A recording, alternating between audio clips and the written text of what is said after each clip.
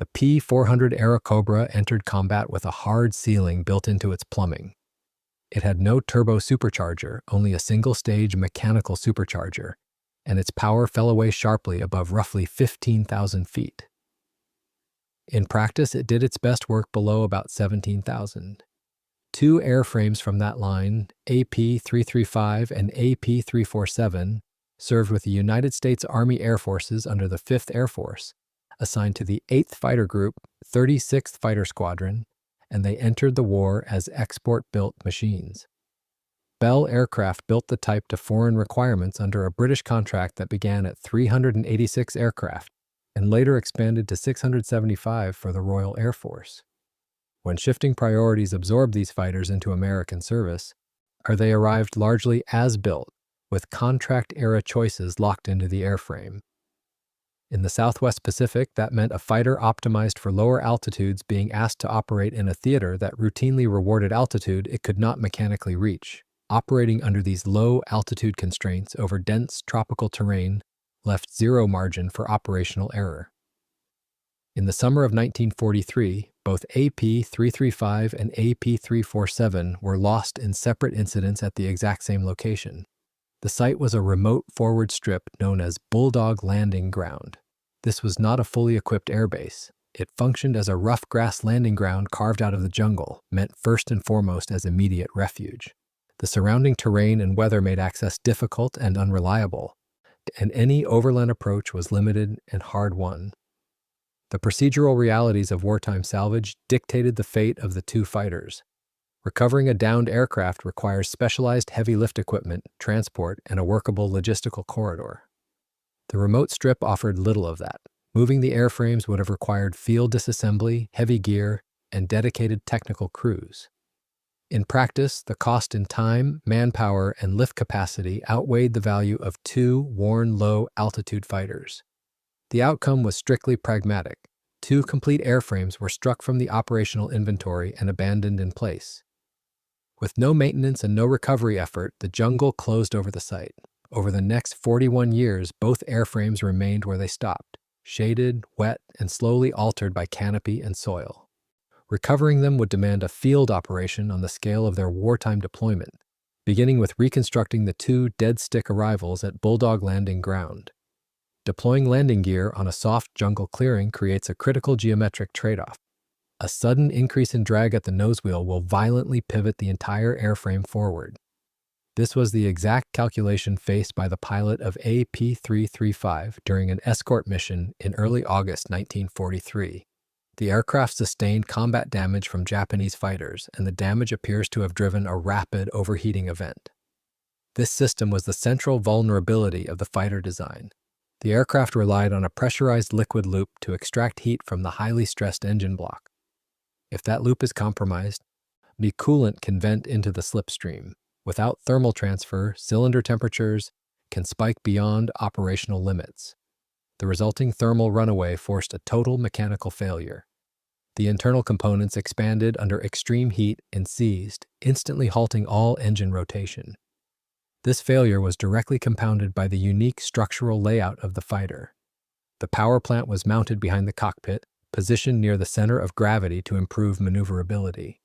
It delivered torque to the nose through a 10-foot extension shaft running directly beneath the floorboards.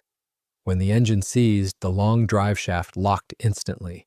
The propeller stopped generating thrust, turning the aircraft into a heavy glider over dense jungle terrain. The pilot had to manage a rapid loss of altitude while steering toward the only available clearing, the Bulldog Landing Ground. Just weeks later, AP-347 suffered a serious engine malfunction on a mid-August 1943 escort flight and lost power. The pilot committed to the same fallback, a dead-stick glide toward Bulldog Landing Ground. The approach profiles for both unpowered descents required precise kinetic energy management. An unpowered glide in a heavy fighter leaves absolutely no margin to extend the flight path or execute a go-around maneuver. The pilot must commit to a single descent angle, manage the rapidly decaying airspeed, and accept the surface conditions of the landing zone. Airspeed translates directly to control authority, and bleeding it off too early guarantees an uncontrolled stall into the trees. Over Bulldog's uneven, soft surface, the key question was whether to risk the tricycle gear or slide the belly across the strip. One account describes a deliberate gear-up approach. Another describes a wheels-down emergency landing that still ended upright but damaged the nose gear. In the gear-up case, a wheels-up belly landing fundamentally changed the impact physics. The flat aluminum underside of the fuselage became a broad braking surface, spreading deceleration loads and reducing the chance of a sudden pivot on soft ground. In the wheels-down account, the aircraft still came in under control, but the rough strip punished the tricycle gear, with damage reported to the nose gear on rollout. Both fighters came to rest upright, and both pilots survived, having converted a power loss into a survivable deceleration sequence. Both airframes ended upright but immobilized in ground that would not release them, leaving the next question not about the landing, but about what a tropical rainforest does to a precision machine left in place. Crash site paint can overturn assumptions. At Bulldog, the exposed skins did not read as standard Pacific Theater finishes. They carried distinct earth and green Royal Air Force camouflage, a mismatch that forced investigators to reconsider what exactly lay in the mud. The exterior finish became the anchor proof. The camouflage layers matched Royal Air Force patterns, not standard domestic finishes, marking the airframes as export-built P400s. On the metal, investigators could see the transfer itself, faded American star insignias roughly overpainted where British roundels had been. Serial histories and unit records then tied the two airframes to the 36th Fighter Squadron.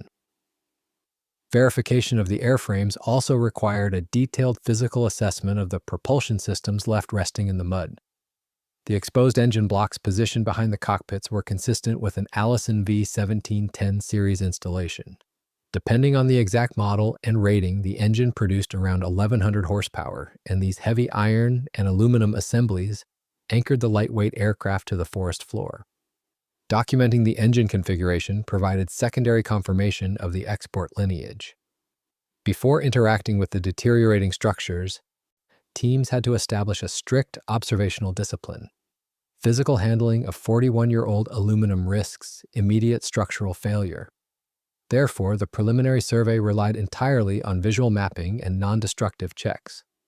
The investigators cross-referenced the remaining physical dimensions of the airframes against historical factory blueprints. This careful process allowed them to differentiate the specific structural components that had survived the initial impact from those that had been slowly erased by the tropical climate. After 4 decades under canopy and mud, the challenge shifted from identification to material survival.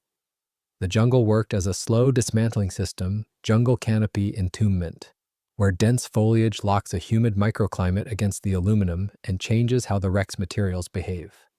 The overarching jungle canopy blocks direct sunlight, trapping extreme humidity at the forest floor and preventing surface moisture from evaporating. Falling vegetation constantly accumulates over the wings and fuselage, creating a thick layer of decomposing organic matter. This wet biomass forms a damp, often acidic poultice that rests continuously against the duralumin skin panels. Over decades, that unbroken contact drives aggressive, localized corrosion, crevice attack, and other forms of chemical breakdown, especially where moisture is trapped in seams and around fasteners. The protective factory surface treatments eventually fail, and the structural metal alloys begin to chemically degrade. The lower fuselage sections, buried directly in the saturated acidic soil, suffer the most extreme material loss.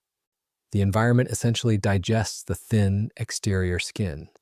Investigators assessing the Bulldog Landing Ground site had to map the structural decay with care, because surface appearances could be deceptive. Some observers reported surprisingly little obvious corrosion while the airframe sat shaded in mud and vegetation. Yet thin skins and seams could still be weakened and fragile. Panels could be brittle, and attachments could fail when disturbed. However, the heavy structural core of the aircraft remained generally continuous. The main wing spars and the engine mounting cradles, constructed from much thicker metal extrusions, resisted complete dissolution. This remaining internal strength established a highly specific and critical baseline for any potential salvage operation. The assessment confirmed that the airframes were no longer flight hardware. They were fragile archaeological artifacts, weakened by acid and moisture, held together entirely by a degrading internal skeleton. The detailed site survey successfully provided the necessary proof of identity and mapped the full extent of the environmental damage. The structural mapping proved that the central load-bearing sections could potentially support the weight of the surviving airframes during an extraction. Moving these massive objects would require overcoming the intense suction of the deep mud and navigating the physical barriers of the dense vegetation. The overall challenge now shifted away from historical verification and moved directly into applied mechanical engineering. The investigation must resolve how to pull the entombed metal out of the jungle without breaking it apart. By late November 1984, the recovery team reduced the plan to one rule. The lift had to run through the wing spars and engine cradles, not through the weakened skin. The sheer mass of the artifacts dictated the necessary equipment. Even stripped of loose hardware, each P400 airframe retained an empty weight of approximately 5,400 pounds. Ground transport through the dense canopy and rugged terrain was impractical and prohibitively difficult. The operation therefore depended on a vertical extraction utilizing a heavy lift platform capable of hoisting the tonnage out of the deep clearing. The Royal Australian Air Force provided this specific capability. They deployed a CH-47C Chinook heavy lift helicopter, operated by No. 12 Squadron, to execute the extraction. Securing that load beneath a hovering helicopter requires mapping the exact lifting paths. The tension from the lifting straps naturally pulls inward as it rises toward a central apex point attached to the rotorcraft. To keep the sling geometry from cutting into the hollow fuselage, the rigging bypassed the exterior panels and routed high-capacity nylon slings under the aircraft against the thick main wing spars and the rigid engine mounting cradles, so the internal structure carried the lift while the weakened skin merely rode along. Positioning these straps required careful physical interaction with the deep mud. The recovery team had to excavate precise channels beneath the belly panels to pass the slings through. They had to ensure the straps did not twist, chafe, or bind against sharp, corroded edges. A severed sling under load would instantly unbalance the rig and force the helicopter crew to jettison the artifact. Beyond structural integrity, the rigging team had to manage the center of gravity. A fighter aircraft suspended from a single hook will act as a massive aerodynamic pendulum if rigged incorrectly. The apex ring of the slings had to align perfectly over the balance point of the heavy engine block and wing roots. If the nose or tail pitched too far up or down during flight, the airframe would catch the relative wind and generate uncontrollable drag. The riggers adjusted the strap lengths to ensure the aircraft would fly perfectly level beneath the helicopter. As the physical connections were finalized, a secondary hazard emerged from the extraction method itself. The dual rotors of a heavy lift helicopter generate massive downward air pressure to maintain a stationary hover. This extreme downdraft creates a violent localized storm over the lifting zone. The blast of air threatened to tear loose unsecured access panels and brittle skin sections before the aircraft even left the ground.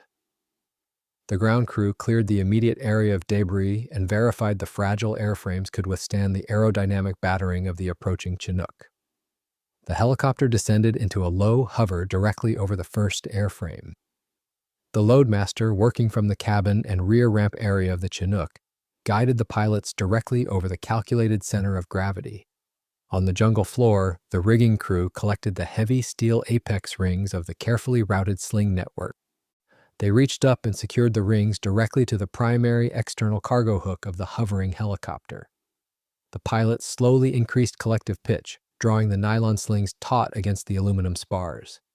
The internal skeleton of the aircraft began to take the full weight of the machine for the first time in 4 decades. The rigging geometry was theoretically sound, but the operation must now determine if the structures would hold together under dynamic flight loads. The physical appearance of an excavated metal structure often masks a severe microscopic hazard. While the main extrusions of the airframes appeared solid enough to support a vertical lift, the raw aluminum alloys harbored a hidden structural deficit. This specific hazard is known as intergranular corrosion. Over decades in a damp environment, the constant moisture and acidity attack the exterior surfaces of the metal panels. But the chemical degradation also penetrates deep into the microscopic grain boundaries of the aluminum components themselves. This internal process destroys the flexible properties of the metal alloy, replacing its natural resilience with extreme brittleness.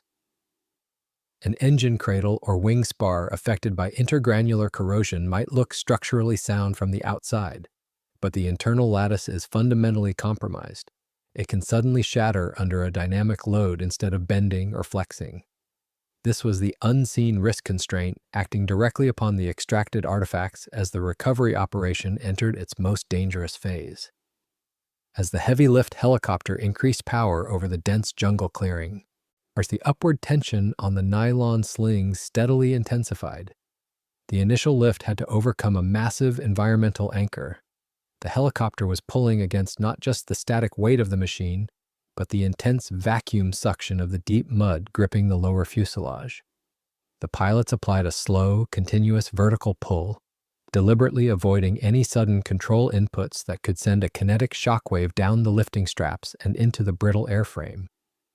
The mud eventually broke its seal. The heavy machine pulled free from the earth and rose slowly through the vertical column of the clearing. The precise rigging geometry functioned exactly as designed. The thickest internal extrusions took the full load, bypassing the brittle exterior skins. The recovery team executed a tandem extraction sequence to clear the site. This distinct method fingerprint defined the complexity of the overall operation. The military helicopter hoisted the first airframe up through the canopy and carefully transported it to a nearby forward staging point. Once the first load was securely placed on solid ground, the flight crew immediately returned to the Bulldog Landing Ground to repeat the exact same highly technical procedure. They dropped the cargo hook a second time, connected the pre-rigged second airframe, and lifted it completely free from the jungle floor. Extracting two identical artifacts from the exact same site utilizing a unified heavy lift profile demonstrated a high level of operational discipline and risk control. With both machines finally separated from the remote jungle, the operation transitioned to the long transit phase. The helicopter crew had to airlift the suspended airframes across the interior terrain of the country directly to the coast. The final destination for the physical transfer was the coastal city of Port Moresby. Flying a suspended external load of this size required a tight envelope. The pilots held low forward airspeeds to keep the airframes from swinging beneath the rotorcraft and to limit buffeting that could peel weakened panels from corroded seams, dropping evidence into the forest. The result was a slow, controlled transit that minimized dynamic loads through the sling network. The transit flights from the interior to the coast concluded successfully. The helicopter arrived over the paved surfaces of Port Moresby and gently lowered both artifacts onto the ground. As the heavy internal wing spars and engine cradles had successfully carried the structural load without shattering, the rigging teams disconnected the nylon straps, officially ending the dynamic extraction sequence. The artifacts were out of the jungle. Whether they would survive now depended on what happened next. After extraction, survival depends on immediate conservation decisions. Both airframes reached the coast in similar condition, but the jungle they left behind had been a slow, buffered microclimate, canopy shade, and oxygen-poor mud that delayed certain forms of oxidation even as the structure steadily weakened. When an artifact is abruptly relocated to a coastal environment and left in open storage, the rate of material degradation dramatically accelerates. This open storage degradation mechanism represents a severe preservation failure. Placing the bare aluminum under the direct ultraviolet exposure and salt-laden air of a coastal facility acts as a chemical catalyst. The local atmosphere at Port Moresby introduced airborne chlorides directly to the compromised metal. The rapid cycles of intense heating under the tropical sun during the day, followed by rapid cooling and condensation at night, actively pumped salt moisture into every seam and rivet hole of the airframes. In salt air and sun, the intergranular corrosion shifted from a latent flaw to active failure. A P347 became the clearest example of that preservation failure. After the Chinook set it down at the airport facility, it was left outside and fully exposed, and it deteriorated rapidly. Skin panels delaminated, the rivets let go, and the structure shed into heavily oxidized debris before the airframe was eventually placed under the care of the National Museum and Art Gallery, displayed outdoors near the entrance. The secondary artifact, AP335, followed a completely different logistical path. The recovery organizers recognized the immediate structural threat posed by the coastal atmosphere and prioritized its rapid transit out of the region. The operational decision was made to export this specific airframe directly to the United States for dedicated restoration.